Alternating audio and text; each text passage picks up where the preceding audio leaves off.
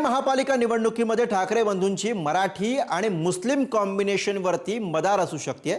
मराठी आणि मुस्लिम मतदारांच्या ध्रुवीकरणासाठी राज आणि उद्धव ठाकरे हे रणनीती आखत असल्याची माहिती आहे। बीएमसी मध्ये 227 वॉर्ड्स पैकी 41 वॉर्ड्स मध्ये मुस्लिम मतदारांचा प्रभाव आहे, तर जवळपास 72 वॉर्डांमध्ये मराठी मतदारांचा दबदबा आहे। त्यामुळे ठाकरे सेना आणि मनसेचे नेते जागा वाटपाचं सूत्र ठरवत असताना मराठी मुस्लिम फॅक्टरला सर्वाधिक प्राधान्य देत असल्याची माहिती आहे। पण यातही मनसेने ठाकरेंच्या 4 आमदारांच्या विधानसभा मतदारसंघातील वॉर्ड्सवरती दावा केला आणि त्यामुळे जागा वाटपाच्या चर्चेमध्ये पेच निर्माण झालाय। वरळी, दादर, माहीम, शिवडी आणि विक्रोळी या विधानसभा क्षेत्रामध्ये जागा मिळाव्यात अशी मनसेची आग्रही मागणी आहे आणि त्यामुळे आता या जागांवरती एकमत करण्यासाठी थेट उद्धव आणि राज ठाकरे यांच्यामध्ये चर्चा होऊन अंतिम निर्णय घेतला जाईल।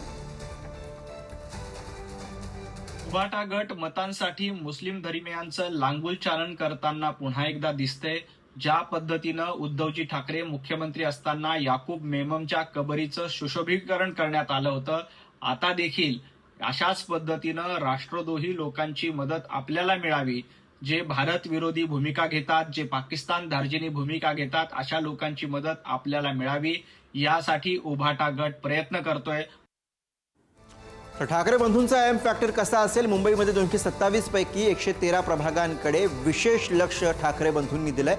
जागा वाटप करताना मराठी मुस्लिम फॅक्टर हा महत्त्वाचा मानला जातोय। 113 पैकी 73 प्रभागांमध्ये मराठी मतदारांची संख्या ही जास्त आहे, मराठी बहुल हा प्रभाग, आणि उर्वरित 40 प्रभागांमध्ये मुस्लिम मतदारांची संख्या ही निर्णायक ठरू शकणारी आहे। माहीम, गोवंडी, मानखुर्दमध्ये ठाकरे शिवसेनेला मुस्लिमांचा पाठिंबा,